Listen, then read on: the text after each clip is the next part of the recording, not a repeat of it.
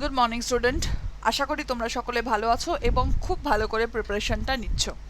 আমাদের এই লকডাউনের সময়ও দেখো ভ্যাকেন্সিসগুলো কিন্তু বেশ ভালোভাবেই বেরোচ্ছে, তাই তোমরা কি থাকবে, একদম পজিটিভ থাকো আর পড়াশোনা করতে আরম্ভ করে দাও।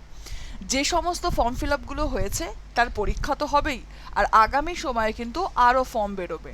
তাই আমাদের কি থাকতে হবে, মোটিভেটেড থাকতে হবে, পড়াশোনা করতে হবে, পরীক্ষা যখন হবে ভালো করে পরীক্ষা দিয়ে পাশ করে যেতে হবে।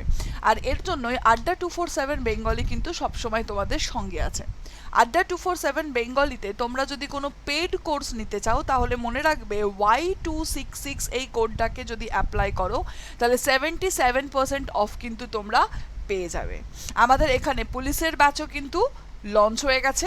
পুলিশের এসআই এর জন্য যেটা রয়েছে সেটা হচ্ছে ডাবল স্টার, এবং পুলিশের যদি আমরা কনস্টেবলের ক্ষেত্রে দেখি তাহলে সেক্ষেত্রে আমাদের রয়েছে মিশন খাকি। তো তোমরা ফটাফট প্রিপারেশনটা নাও আর তার সাথে দেখতে থাকো আড্ডা 247 বেঙ্গলি। দেখো, প্রথম প্রশ্ন যেটা আজকের ক্লাস নিয়ে বলে দিই, আজকে আমরা আন্তর্জাতিক সংস্থা নিয়ে পড়বো, এবং তোমরা যদি প্রিভিয়াস ইয়ার কোয়েশ্চেন্স দেখো তাহলে প্রত্যেকটা পরীক্ষায় কিন্তু একখানা করে এই আন্তর্জাতিক সংস্থা সম্পর্কে জিজ্ঞাসা করেছেই। তাহলে এইটা তো আমাদের সিকিউর করতেই হবে, পড়ে রাখতে হবে। সো আইএমএফ ইন্টারন্যাশনাল মনিটারি ফান্ডের সদর দপ্তর কোথায়? কারেক্ট অ্যান্সার যেটা সেটা হয়ে যাচ্ছে ওয়াশিংটন ডিসি। এখানে DC stands for district of Colombia. DC stands for district of Colombia. ঠিক, এই আন্তর্জাতিক মনিটারি ইন্টারন্যাশনাল মনিটারি ফান্ড বা আন্তর্জাতিক ফান্ড সংস্থাই বলা যায়, তো আমি ইংলিশেই বলছি। ইন্টারন্যাশনাল মনিটারি ফান্ডের যদি কথা বলা হয়, কাজটা কি করে? কাজ যেটা করে সেটা হচ্ছে যে আমরা যে বাণিজ্য করি না, এক্সপোর্ট এবং ইম্পোর্ট, সেই বাণিজ্যর সময় আমাদের কি হয়ে যায়, অনেক সময় বিওপি ডেফিসিট দেখা যায় বা ঘাটতি দেখা যায়। তো যখন ঘাটতি দেখা যায়, বাণিজ্যে ঘাটতি দেখা যায়, মানে আমার আয় কম হয় আর ব্যয়টা আমার বেশি হয়, তখন আমাদের বৈদেশিক মুদ্রা লোন দেওয়া, সিচুয়েশনটাকে সামলানো, সেই কাজগুলো যেটা আমাদের হেল্প করে সেটা হয়ে যাচ্ছে আইএমএফ, ইন্টারন্যাশনাল মনিটারি ফান্ড। কত সালে এস্টাবলিশ হয়েছিল? 1944-এ ব্রেটন উড কনফারেন্স থেকে এটার প্রতিষ্ঠা হয়। চিফ ইকোনমিস্ট কে আছেন? গীতা গোপীনাথ আছেন। এমডি এবং চেয়ারম্যান কে আছেন? ক্রিস্টালিয়া জিয়র্জিয়া আছেন। ঠিক, চলে গেলাম আমরা পরের প্রশ্নে। আন্তর্জাতিক পরমাণু শক্তি সংস্থা কত সালে প্রতিষ্ঠিত হয়েছিল, মানে ড্যাশ সালে প্রতিষ্ঠিত হয়েছিল? সঠিক উত্তর যেটা সেটা হয়ে যাচ্ছে 1957-এ এটি এস্টাবলিশড হয়। তাহলে আন্তর্জাতিক পরমাণু সংস্থা কত সালে গঠিত হয়েছিল? 1957-এ এটি গঠিত হয়েছিল। দেখো, ইন্টারন্যাশনাল অ্যাটমিক এনার্জি বা যেটাকে কি বলা হয়, আন্তর্জাতিক পরমাণু শক্তি বলা হয়ে যাচ্ছে। আন্তর্জাতিক পরমাণু শক্তি কত সালে গঠিত হয়? 29 জুলাই 1957-এ। হেড অফিস কোথায়? Vienna, Austria. এবার দেখো, এই যেই ভিয়েনা অস্ট্রিয়া এলো, তোমার স্ট্যাটিক জিকের সম্পর্কে আরও ফিল্ড বেড়ে গেল। কিরকম? কারণ এই অস্ট্রিয়ার ক্যাপিটাল তোমাকে জিজ্ঞাসা করতে পারে, কারেন্সি জিজ্ঞাসা করতে পারে, রাইট? তাহলে অস্ট্রিয়ার ক্যাপিটাল কোনটা? ভিয়েনা। কারেন্সি কোনটা? ইউরো। অ্যান্ড প্রেসিডেন্টের যদি কথা বলা হয় তাহলে রাফায়েল মারিয়ানা গোসরি এটি হচ্ছেন প্রেসিডেন্ট। তো আন্তর্জাতিক পরমাণু শক্তি তার যে সংস্থা কত সালে গঠিত হয়েছিল?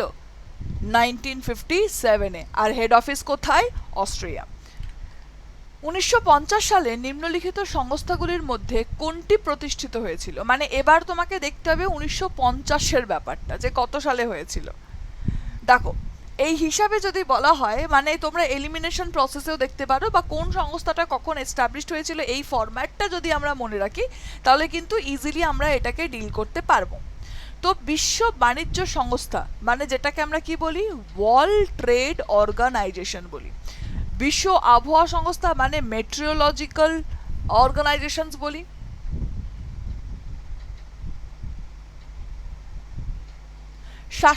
স্বাস্থ্য সংস্থা মানে যেটাকে বলা হয় কি, ওয়ার্ল্ড হেলথ অর্গানাইজেশন। এর মধ্যে কারেক্ট আনসার হয়ে যাচ্ছে অপশনস বি, আন্তর্জাতিক যে আবহাওয়া সংস্থা বা ওয়ার্ল্ড মেট্রিওলজিক্যাল যে সংস্থাটা আছে, অর্গানাইজেশনটা আছে, সেটাই কিন্তু 1950 সালে এস্টাবলিশড হয়েছিল। হুর যদি কথা বলা হয় 1948 এবং ডাব্লিউটিওর যদি কথা বলা হয় 1995-এ। বেসিক্যালি ডাব্লিউটিও 1944-এ যে গ্যাট চুক্তি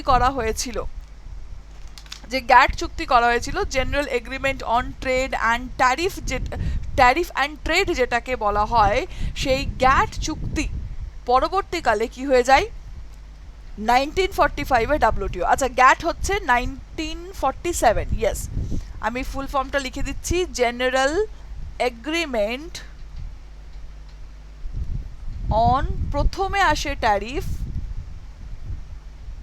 অ্যান্ড ট্রেড, ঠিক, general agreement on tariff and trade 1947-এ এটা এস্টাবলিশড হয়েছিল। এইটাই 1995-এ কি হয়ে যায়, ওয়ার্ল্ড ট্রেড অর্গানাইজেশন। তো চলো এই তিনটে সম্পর্কেই আমরা একটুখানি জেনে নিই। ওয়ার্ল্ড মেট্রোলজিক্যাল অর্গানাইজেশন কত সালে এস্টাবলিশড হয়েছিল, 1950, আর সেইটা দিয়েই প্রশ্ন জিজ্ঞেস করেছে, দেখো সেইটা দিয়েই প্রশ্ন জিজ্ঞেস করেছিল যে 1950 সালে কোনটিও এস্টাবলিশড হয়েছিল। তাহলে 1950 সালে World Meteorological Organization, head office কোথায়, জেনেভা, সুইজারল্যান্ডে হচ্ছে এর হেড অফিস। প্রেসিডেন্ট কে আছেন, ডেভিড গ্রিমস হচ্ছেন বর্তমানের প্রেসিডেন্ট। ওয়ার্ল্ড ট্রেড অর্গানাইজেশন, বিশ্ব বাণিজ্য সংস্থা, কত সালে গঠিত হয়েছিল, 1995-এ। জেনেভা, সুইজারল্যান্ডেও হচ্ছে এর হেড অফিস। 1995-এ যখন এস্টাবলিশড হওয়ার পর তারপর এর মেম্বার কান্ট্রি যদি দেখো তাহলে কতগুলো আছে, 164 হচ্ছে এর মেম্বার কান্ট্রি। আর যদি বলা হয় জেনারেল কে আছেন, তাহলে হচ্ছে নোজি ও কনজো, এটার হচ্ছে director general, right. World Health Organization কত সালে গঠিত হয়, 1948-এ এস্টাবলিশড হয়। এটারও হেড অফিস কোথায়, জেনেভা, সুইজারল্যান্ড। এটার যিনি ডিরেক্টর জেনারেল আছেন তার নাম হচ্ছেন টেড্রস আধানম, এবং new chairman of World Health অর্গানাইজেশনের এক্সিকিউটিভ বোর্ডের, দেখো ওয়ার্ল্ড হেলথ অর্গানাইজেশনের দুটো অংশ আছে, একটাকে বলা হয় ওয়ার্ল্ড হেলথ অর্গানাইজেশন অ্যাসেম্বলি বলা হয়, আর একটাকে যেটাকে বলা হয় সেটা হচ্ছে ওয়ার্ল্ড হেলথ অর্গানাইজেশনের এক্সিকিউটিভ বলা হয়। তো সেই এক্সিকিউটিভ পদে কে রয়েছেন, প্যাট্রিক আমত নতুন এসেছেন। কে এসেছেন, প্যাট্রিক আমত। কাকে রিপ্লেস করেছেন, আমাদের স্বাস্থ্যমন্ত্রী ডক্টর হর্ষবর্ধনকে উনি রিপ্লেস করেছেন। আন্তর্জাতিক আদালতের সদর দপ্তর কোথায়, মানে যেটাকে বলা হয় International Court of Justice. International Court of জাস্টিসের হেড অফিস হয়ে যাচ্ছে the Hague. International Court of Justice কত সালে গঠিত হয়েছিল, 1945-এ। প্রেজেন্ট জাজ কে আছেন, কিরিল জিভোরজিয়ান, এবং ফার্স্ট ইন্ডিয়ান জাজ যিনি হয়েছিলেন তিনি হচ্ছেন নাগেন্দ্র সিং। এবং এই ধরনের স্ট্যাটিক কোয়েশ্চেনও কিন্তু তোমাকে দেখে যেতে হবে, মানে সোজা ভাষায় কোনো অর্গানাইজেশন সম্পর্কে তুমি যখন পড়ছো কি কি পড়তে হতে পারে, একটা হয়ে যাচ্ছে হেডকোয়ার্টার কোথায়, একটা হয়ে যাচ্ছে কোন সালে এস্টাবলিশড হয়েছিল, আর একটা হয়ে যাচ্ছে প্রেজেন্টে কে আছেন। এই তিনটে কোয়েশ্চেন্স তুমি যদি পড়ো তাহলে দেখবে এই সিনারিওটা পুরোটাই কমপ্লিট হয়ে যাচ্ছে, দুটো স্ট্যাটিক পার্টে আর একটা তোমার কারেন্ট অ্যাফেয়ার্সের পার্টে, দুটো সেকশনে কিন্তু তোমাদের এক্সামের জন্য খুব গুরুত্বপূর্ণ। সুরক্ষা কাউন্সিল কবে প্রতিষ্ঠিত হয়, মানে এটা অ্যাকচুয়ালি আন্তর্জাতিক সুরক্ষা কাউন্সিল বাবু, যেটাকে কি বলা হয়, যেটাকে বলা হয় United Nation Security Council, actually UN সুরক্ষা council, United Nation Security Council কবে গঠিত হয়। কারেক্ট আনসার যেটা সেটা হয়ে যাচ্ছে 12ই জানুয়ারি 1946-এ এটি এস্টাবলিশড হয়, ঠিক আছে, 12ই জানুয়ারি 1946-এ এটি এস্টাবলিশড হয়। আন্তর্জাতিক ন্যায় বিচার আদালতের মোট বিচারক কতগুলি, কারেক্ট আনসার হয়ে যাচ্ছে 15টি। আচ্ছা, এই সম্পর্কে আরও একটি কথা আমি তোমাদের বলে দিই, এই যে সুরক্ষা কাউন্সিলের মধ্যেও কিন্তু টোটাল মেম্বার যদি দেখো, মানে সিকিউরিটি কাউন্সিলের মেম্বার হিসাবে তুমি যদি দেখো, তুমি কতগুলো মেম্বার পাবে, 15খানা মেম্বার পাবে, 5 জন পার্মানেন্ট মেম্বার, এটাও একটি গুরুত্বপূর্ণ প্রশ্ন, এবং 10 জন হয়ে যাচ্ছে temporary member. So this is also important, very much important. ন্যায় বিচারের আদালতের ক্ষেত্রে মানে ইন্টারন্যাশনাল কোর্ট অফ জাস্টিস যেটাকে বলা হচ্ছে, একটু আগেই বললাম দ্য হগ এখানে তার হেড অফিস, কতগুলো এখানে বিচারক থাকে, 15 জন বিচারক কিন্তু থাকে। অ্যামনেস্টি ইন্টারন্যাশনালের সদর দপ্তর কোথায় অবস্থিত? তো এখানে এবার যেটা জানতে হবে সেটা হয়ে যাচ্ছে এই অ্যামনেস্টি ইন্টারন্যাশনাল বলতে কি বোঝানো হচ্ছে। দেখো, অ্যামনেস্টি ইন্টারন্যাশনালটা হচ্ছে এক এনজিও, একটা এনজিও যে বেটারমেন্টের জন্য, ডেভেলপমেন্টের জন্য কাজ করে নিজে থেকেই। তো এই অ্যামনেস্টি ইন্টারন্যাশনাল এনজিওর হেড অফিস কোথায়? লন্ডন, ইউকেতে হচ্ছে এর head office. SAARC, south Asian association for regional cooperation কত সালে গঠিত হয়? সরি, এখানে কত সাল বলা হয়নি, সার্ক কোথায় এস্টাবলিশড হয়েছিল সেটি জিজ্ঞাসা করা হয়েছিল। দেখো, এর এস্টাবলিশমেন্ট কিন্তু অন্য জায়গায় হয়, কিন্তু এর হেড অফিস কিন্তু অন্য জায়গায় আছে। ঠিক আছে, সার্কের যদি তুমি এস্টাবলিশমেন্ট জিজ্ঞেস করো তাহলে সার্ক 1985-এ এস্টাবলিশড হয়েছিল ঢাকাতে। তাহলে কোথায় প্রতিষ্ঠিত হয়েছিল জিজ্ঞেস করেছে, প্রতিষ্ঠিত কোথায় হয়েছিল? ঢাকাতে প্রতিষ্ঠিত হয়েছিল, কিন্তু হেড অফিস কিন্তু অন্য জায়গায় এর। ক্লিয়ার? সার্কের হেড অফিস কিন্তু অন্য জায়গায়। সার্কের হেডকোয়ার্টার কোথায়? কাঠমান্ডু। যেটা কোথায়? সেটা হয়ে যাচ্ছে নেপালে। তাহলে সার্ক কত সালে গঠিত হয়? 1985-এ। কোথায় গঠিত হয়? ঢাকাতে গঠিত হয়। আর তার সাথে হেড অফিস কোথায়? হেড অফিস হয়ে যাচ্ছে কাঠমান্ডু, নেপাল। জাতিসংঘের সাধারণ পরিষদের কার্যালয়ে রয়েছেন, জাতিসংঘের সাধারণ পরিষদ মানে ইউনাইটেড নেশন অ্যাসেম্বলি যেটাকে বলা হয়েছে, সেইটার কার্যালয় কোথায় রয়েছে? ঠিক আছে, কোশ্চেন্স রয়েছে কোথায় রয়েছে। ভিয়েনা, নিউ ইয়র্ক, প্যারিস, এর মধ্যে একটিও নয়। কারেক্ট অ্যান্সার হয়ে যাচ্ছে নিউ ইয়র্কে হচ্ছে এটার head office. UNESCO, world heritage যেগুলোকে দেখা হয়, ইউনেস্কোর সদর দপ্তর কোথায়? প্যারিস, ফ্রান্সে হচ্ছে এটির হেড অফিস। রাইট? ইউনেস্কোর সদর দপ্তর কোথায়? ইউনেস্কোর সদর দপ্তর হয়ে যাচ্ছে প্যারিস। আচ্ছা, এখান থেকে আর কি কোনো প্রশ্ন আসতে পারে? হ্যাঁ, ডেফিনেটলি আসতে পারে।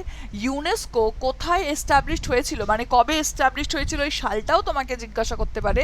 সেটা হচ্ছে 1945-এ ইউনেস্কো ওয়াজ এস্টাবলিশড। ঠিক। আচ্ছা, আমার এই ধরনেরই জিকের ব্যাচ কিন্তু চলছে, মাত্র 2 দিন ক্লাস হয়েছে। তোমরা এই ব্যাচটা নিতে পারো। এই ব্যাচটা 7 তারিখ থেকে স্টার্ট হয়েছে।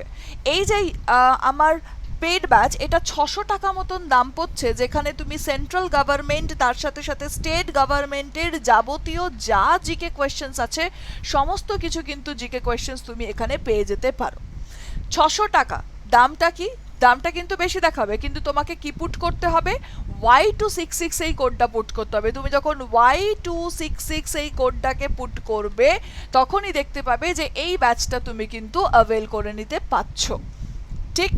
তার সাথে মিশন খাকি কিসের জন্য? যারা কনস্টেবলের জন্য প্রিপারেশন নিচ্ছ তাদের বলে রাখি, তা আমাদের কোর্স লঞ্চ হয়ে গেছে, যে কোর্সটা মিশন খাকি নামে জানা যায়। আর যারা মনে করো তোমরা এসআই এর জন্য প্রিপারেশন নিচ্ছ তাদের জন্য কি আছে? Mission double star.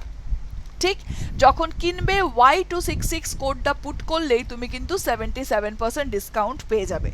আরও একটা কথা বলে রাখি, পুলিশের ফিউচার কিন্তু বেশ প্রসপেক্টকে বেশ প্রসপারাস বলতে পারো। কেন? কারণ কিন্তু আগামী সময়ে অনেক অনেক অনেক ভ্যাকেন্সি কিন্তু ডিসক্লোজ হতে চলেছে। ঠিক, এই 2500 যেটা হয়েছে তারপরেও, কারণ বাজেটেই বলা হয়েছিল 3টে নতুন ক্যাডার নেওয়া হবে। তাহলে 3টে নতুন ক্যাডার যখন নেওয়া হবে, ইন সাচ কেস কি হতে পারে তোমাদের ধারণাটা একটু বাড়িয়ে নাও, ভাবো কত ভ্যাকেন্সিস বেরোবে। তো এই ভ্যাকেন্সিসগুলোর জন্য যখন বেরোবে তখন পড়বো, এই ওয়েটটা না করে আজ থেকে প্রিপারেশন নাও, সেটা ফিজিক্যাল হোক বা আমাদের এডুকেশনাল পার্ট হোক। তো আজ এই পর্যন্তই রাখলাম। আর তার সাথে সাথে মনে রেখো যে Y266 এই কোডটা তোমাকে কি দিচ্ছে? 77% ডিসকাউন্ট দিচ্ছে। যাওয়ার আগে একটা ছোট্ট হোমওয়ার্ক আমি তোমাদের দিয়ে যাচ্ছি। ঠিক, যাওয়ার আগে কি করে যাচ্ছি? একটি ছোট্ট হোমওয়ার্ক তোমাদের আমি দিয়ে যাচ্ছি। আগামী সময়ে আমি তোমাদের যেটা পড়াবো সেটা হচ্ছে ভেরিয়াস স্টাডি নিয়ে। কি নিয়ে পড়াবো? স্টাডি নিয়ে। তাহলে বলো, স্টাডি অফ মুন বলতে কি বোঝানো হয়? স্টাডি অফ মুন মানে চাঁদ নিয়ে পড়াশোনা করাটাকে কি বলে? এটা হচ্ছে তোমাদের হোমওয়ার্ক, যেটা তোমরা আমাকে কোথায় জানাবে? কমেন্ট সেকশনে কিন্তু অতি অবশ্যই জানিয়ে দিও। চলো আজ এই পর্যন্তই। Lots of love from my side.